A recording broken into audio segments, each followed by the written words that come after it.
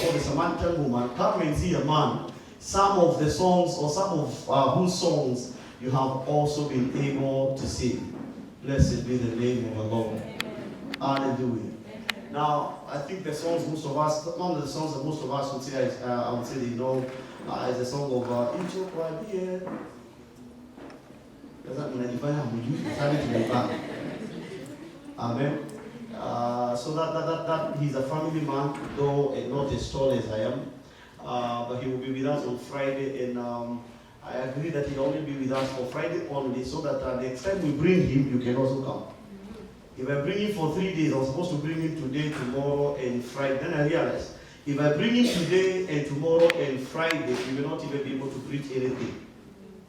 Okay? So those of you who still don't have confidence that your pastor is wise, now I'm telling you your pastor is wise. So I said he cannot come on Wednesday and come on Thursday and Friday. How will he keep? So I realized, let us preach on Wednesday and preach on Thursday. Then on Friday, instead of us bringing him and giving 20 minutes to lead us in praise and worship, on Friday we just allow it to be a worship evening. Blessed be the name of the Lord. Amen. Okay, ask the neighbor, do you still have confidence in his wisdom?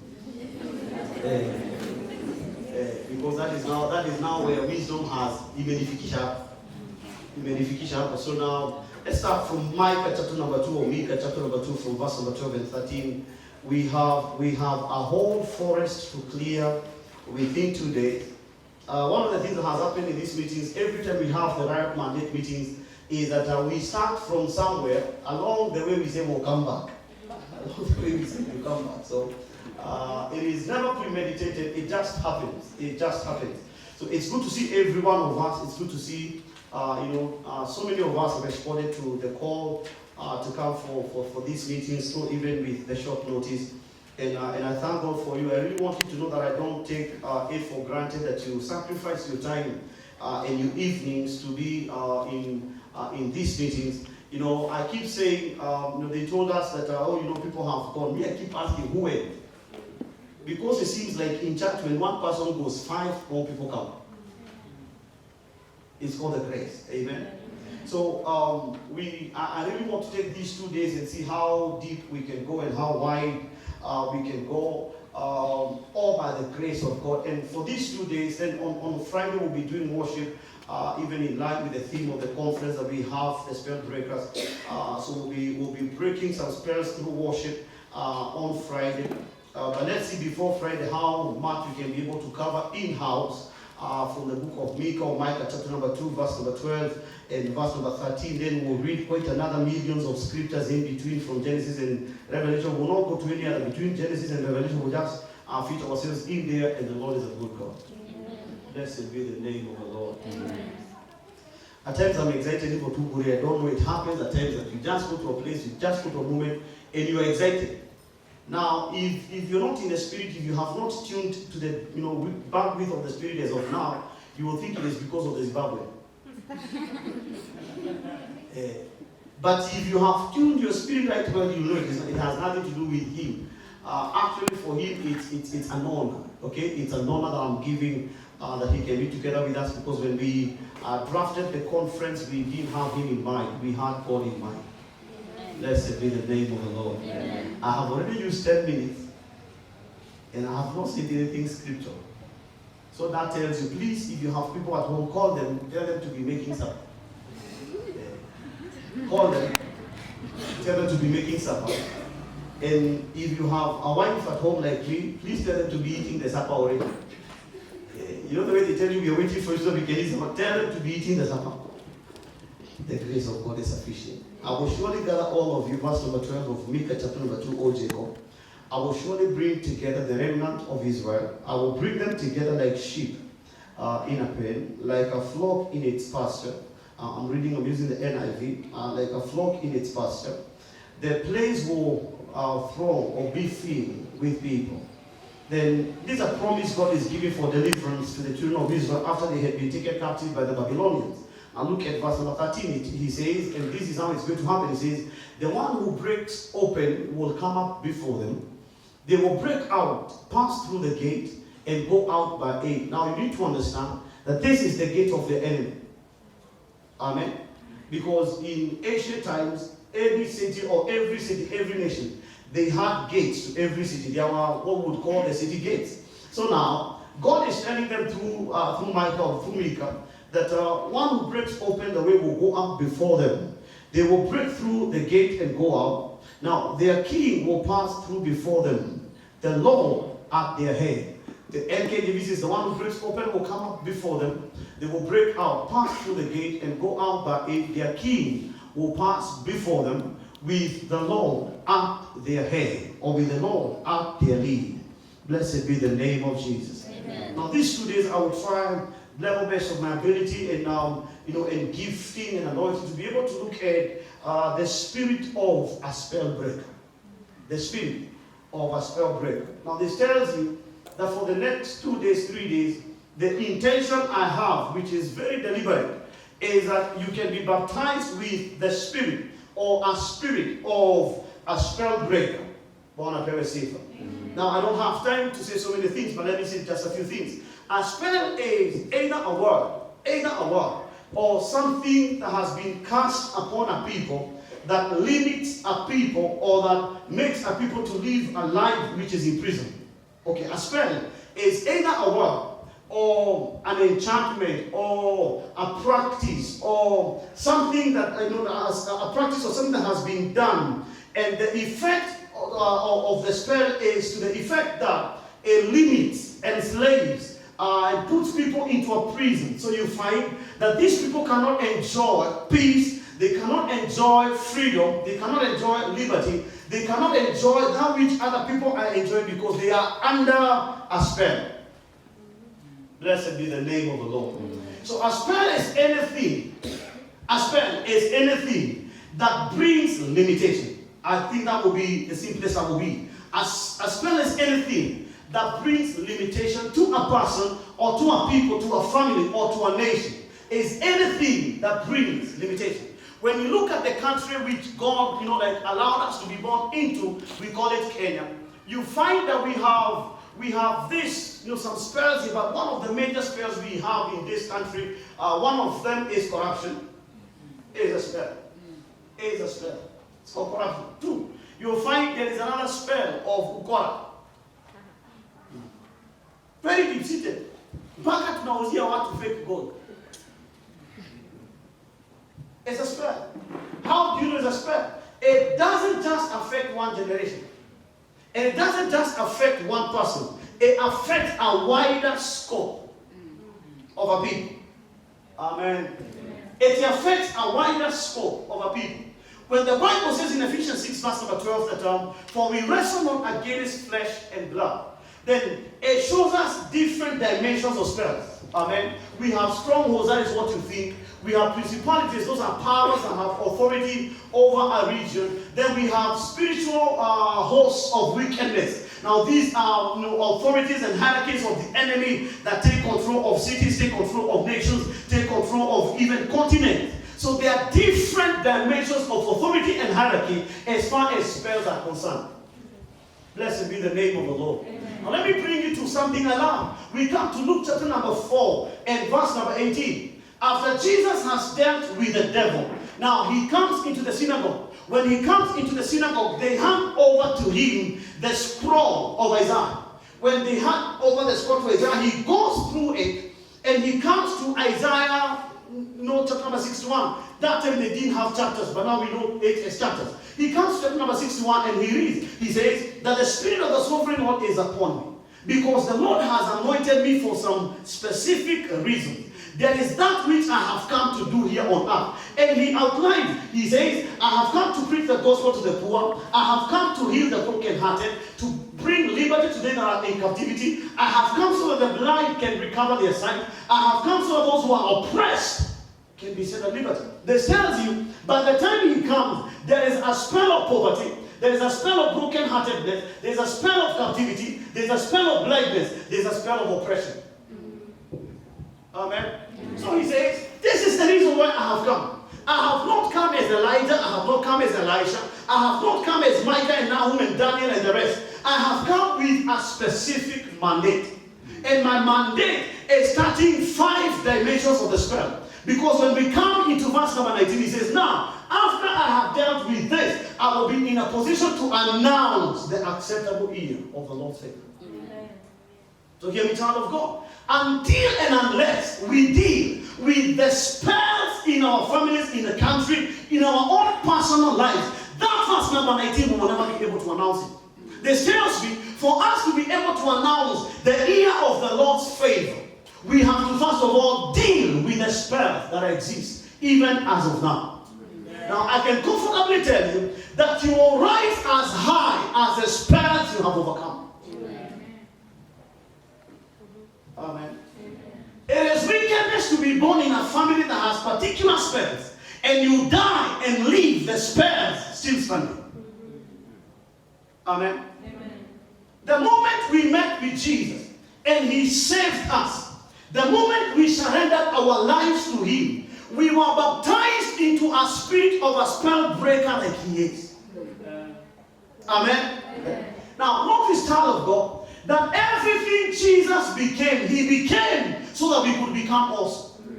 He became sin so that we could become the righteousness of God. 2 Corinthians 5 verse number 21. Amen. He became a curse, Galatians 3:13, so that we could become a blessing. So understand, when he came, he found spells. He did not leave us under the spell. But there is an anointing and grace he released upon us, because when you read Matthew chapter number 10, verse number 1, verse number 2, he calls the disciples to himself. In verse number 2, he says, and he gave them power and authority to do particular things: heal the sick, raise the dead, and also cast out demons. This tells you that every spell that was in existence would continue being in existence unless and until a man with an authority came into the picture. So when he comes into the picture, he says that the Spirit of the Sovereign Lord is upon me. This is why I have been sent here. There is a purpose, there is a mandate that I'm carrying with my ministry here on earth. And I need you to understand, child of God, that the day you are born again for a mandate. Amen. Every born again Christian has a mandate. Please understand, not every one of us will preach for an altar like this one. And I say this, I think it was last year but one, and some of us took offense. I will say it again. If the only aim you have in life is to preach on this altar, that is a very mediocre purpose in life. For example, I'm still alive and very strong.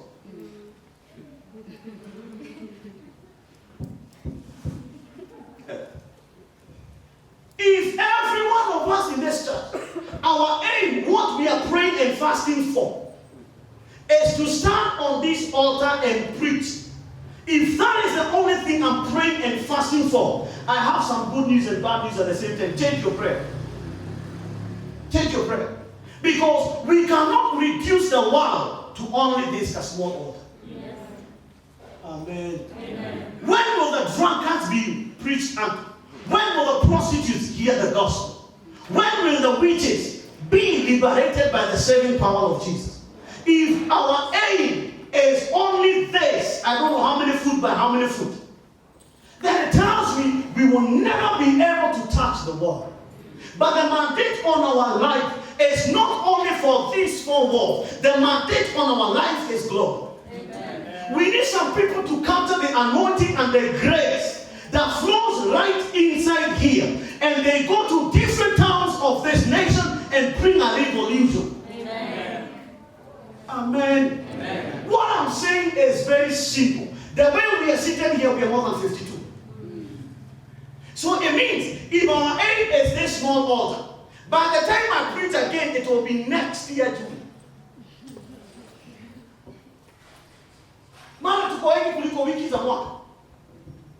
And you are forgetting what Emmy has not come today. So if you consider those who have not come, by the time you preach again, it may be 3 years after. So there will never be continuity in what is preaching. Then what happens is, out of nowhere now, competition rises. So hear me, child of God. There is an altar in every estate. There is an altar in every park. There is an altar in every town. There is a purpose of God that you can be able to exercise yourself in and create a name for yourself. Amen. Blessed be the name of the Lord. Amen. Now, hear me, child of God. When he comes, he says, there are spells that have held the people in captivity, others in oppression, others in blindness, others, their hearts are broken. Then he says, I have come with an anointing of the Holy Spirit. And as I have come with this anointing, I have come to preach the poor. I have come to bind up the brokenhearted, proclaim liberty to those who are in captivity. So he says, the spell that exists, I have come as the one who will break it. Amen. Now, this is what he says when he comes into the picture. Look at what he says in John chapter number 19, verse number 30. Look at what he says in John 19, verse number 30. I'm trying to just use a shortcut, be able to say many things using very few things. He says, when Jesus had received the small wine of the vinegar, he says, it is finished. He never said, they are finished. He never said, I am finished.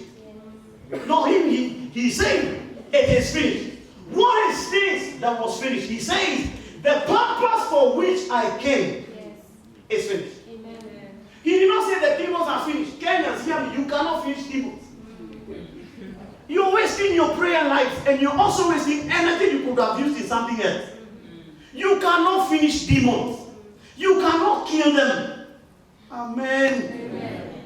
You cannot relocate them you cannot relocate from here, you say, Baba to Nahamisha Paka Masadi. You cannot. Because do you know how many they are? Demons. By the way, have you ever known we coexist with them? No, we coexist. In Mark chapter number 1, I believe verse number 35, Mark chapter number 1, from verse number 17, there is a man that was in the synagogue and he was demon possessed. Now in that synagogue, Jesus was one of the members of that synagogue. Amen.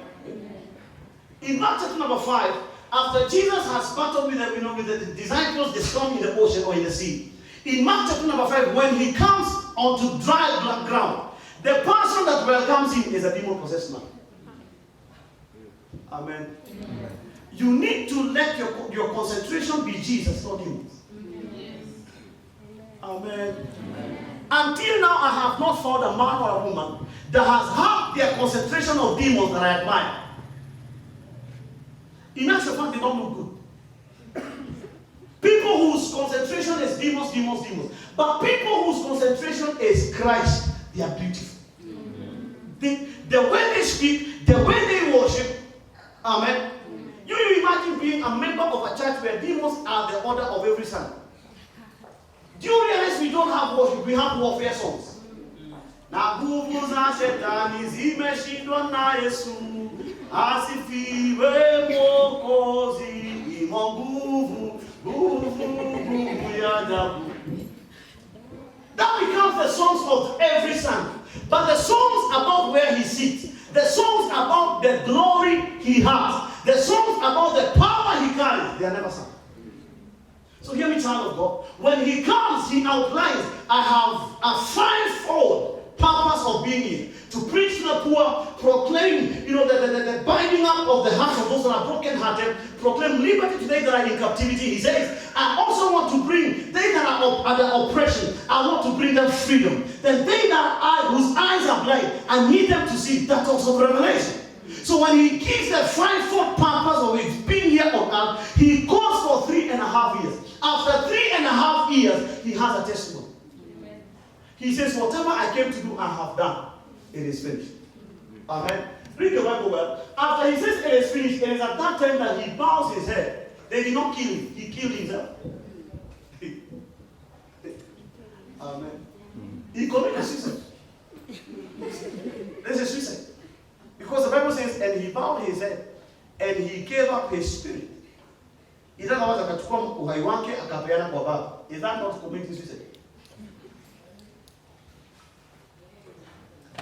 Open Galatians 3 verse 13. People are looking at me like, you cannot say that about Jesus. See what the Bible says. Christ has redeemed us from the curse of the law, having become a curse for us. Why? It is written the curse is everyone who does what?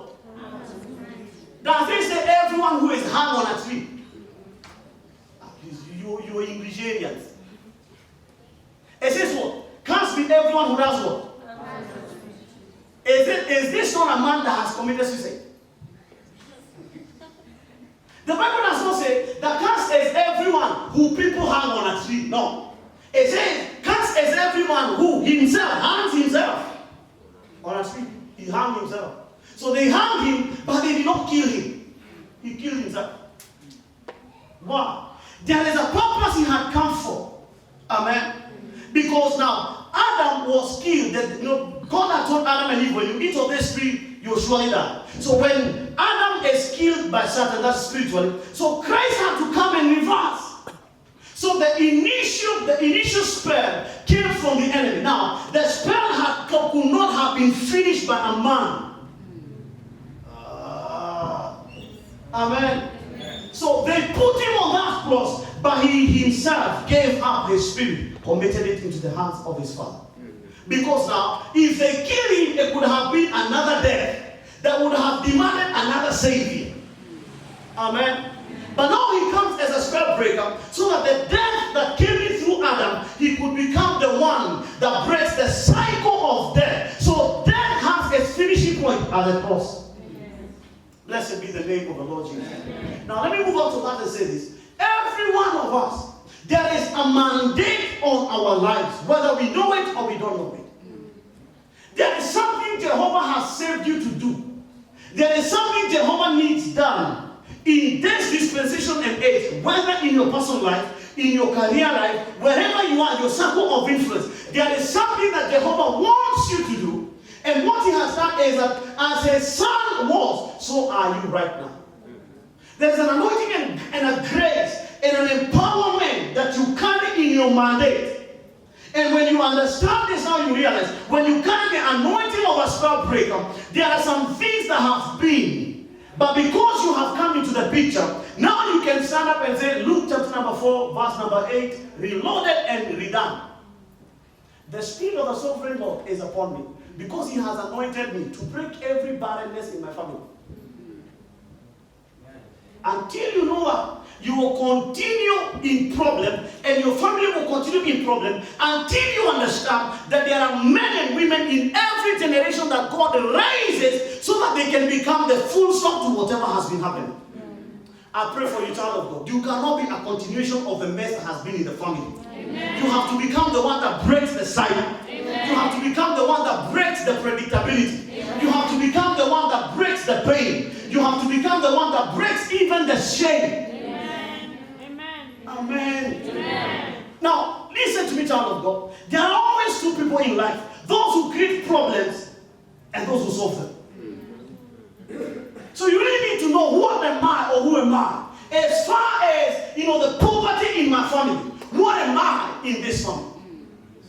Because if you don't understand and you don't rise to the level of elevation where you understand that he came for a purpose and he finished it, that I've also been saved. Where I come from, before I got saved, there was nothing to write about my family. What can I tell you about it? Because most of what I will tell you is written in the Chronicles of Hell. But from the day I gave my life to Jesus, I started seeing people becoming born again. Amen. I was the second person to be born again in that family. The first one was my grandma.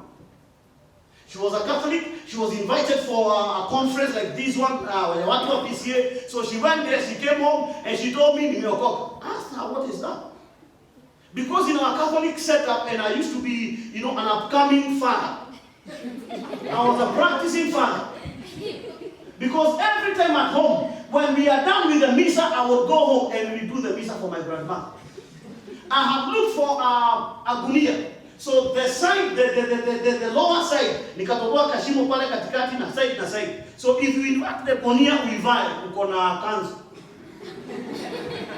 So every evening, every Sunday, I would repeat the Misa, songs for song, preaching for preaching. The only thing I did not have was a sacrament.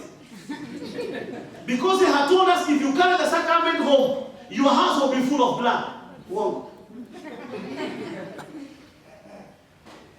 Next but born They had said you cannot carry the sacrament home. So the only thing I was missing to complete the service was the sacrament. So when she went to this conference and she got saved, so she came home, she said, I've been born again. So as someone asked me, she said, so tunahama kanisa. So according to her, salvation was kutoka kanisa ya Catholic kwenda kanisa ya PCA. That is how I found myself in kanisa ya watu ambao wanaokoka. God had to, because he needed someone that could break the spell in the family. So he had to first of all say, my guardian, my grandma, bring her to PCA. When she brought her to PCA, I went there. The first thing that interested me was this area. The instruments and the people who sit there got so interested. So the following Saturday, instead of going for Sunday school practice, I went for the youth practice. The worship youth practice. That time we didn't call them worship, we used to call them choir. So I went for choir practice. So I was not singing, I was not doing anything. I was just mesmerized by these people. Because Catholic, we did not have all these things. Catholic, we had 3 drums, breath. That is what we have. Now I come here, they have a drum set, they have guitars, they have microphones. So if you ask me what they were preaching, I did not know. But God was in need of a man. Hear me, child of God. In every generation and in every setup, God has always been in need of a particular man. You may have been born 3, 4, 7 of you in your family. But have you ever realized that God in a funny way operates in a very funny way? He always picks one. You read the Bible well. Read the Bible well. Read the Bible well. In almost every dispensation, in the times of Abraham and Cain, he took Abel. In the times of Isaac, when you look at Isaac and when you look at Ishmael, he picks Isaac. In the times of Jacob and Esau, he picks Jacob. Among the children of Jacob, the many of them that they wanted 12, he picks one. His name is Joseph. Out of Joseph's children, there is Ephraim, there is Manasseh. He picks one. Amen. Amen. Now, you come to Jesse, he has 8 sons. Out of the 8, he picks one. His name is David. God has always been picking a spell breaker in every family. I pray you become the spell breaker in your family. Amen. God has always been looking for a man. He has always been anointing a man. And this is how God operates. God, in most cases, he does not use everyone. He uses one man. Amen. In the days of Moses, if you did not know, there was a probable 3 million people that God could have used to deliver themselves from the land of Egypt to the land of Canaan. But he never used the 3 million. He picked one. One. I say, I pray for you, child of God, that you can understand. When the anointing of God is on your life, you may be one, but the anointing on your life is not the anointing of one, it's the anointing of Jehovah. Amen. If a great work will be done in our dispensation right now, it will be done by a woman, it will be done by a man that understands that when the spell breaker's anointing is on my life, then it means Jehovah has chosen me, he has marked me, he has identified me. Jesus says that he has anointed me. I may not be too educated, but if I carry an anointing, amen. Look at the priests and the scribes. When they look at Peter and John, after they have put them in prison because of raising up a cripple in Acts chapter number 3, in Acts chapter number 5, they look at them and they say, and when they consider Peter and John, they realize that they were in school. They were in school. They didn't have education. They didn't have degrees. Hear me, child of God. It is okay you have the degrees you have. But if I understand the anointing of a spell breaker, I will also understand there are problems in life that give not down to what degrees I have. They don't care how much money is in my account. I know one man of God, he's a bishop now. He built a house in his home village, but demons chased him out of his own village. And he's a bishop. Demons don't care about titles. Titles are for here. In heaven, they are not titles. They are descriptions, the 24 areas, the 4 living creatures. They are not titles. You're a child of God. Your description is greater than your title. Amen. Amen. Because I was in Kisumu the other day where Aizo comes from. And in Kisumu, everyone is a manager. Even a house help is a manager, is a house manager. Irene is a manager at Kenya Institute of Management. She is a manager. But in Kisumu, even a house girl is a manager. If it is the Shamba boy, they don't call him a Shamba boy. He is a farm manager. So the title can be deceiving. The description cannot be deceiving. Because